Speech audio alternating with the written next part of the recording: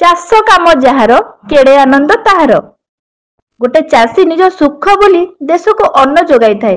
गोटे चाषी जदि चाष बंद कर दिए तेबे लोक खाइबाकू पाइबे नहीं। सेइथिपई कुहा जायछि जय जवान जय किसान।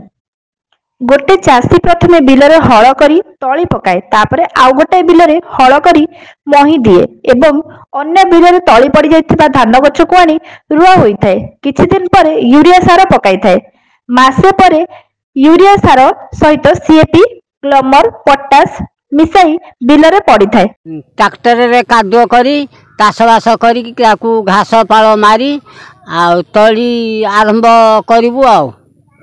धान स्वाई असुढ़ीपा पिड़िया फिड़िया पकई साणी धान फसल टे भल होती मुहाण बंधा बंधी चली।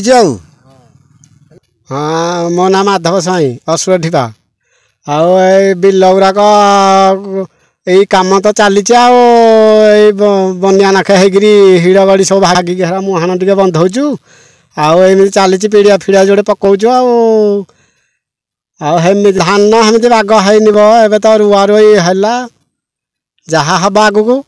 मो ना नित्यानंद स्वाई असुर ढीपा बिलवारी रुआ रुई करी घास फास काढ़ुचु हम भाग्य को धान। तेबे प्रधानमंत्री नेतृत्व में देश आज विकसित राष्ट्र हेबा लक्ष्य अग्रगति करुछि।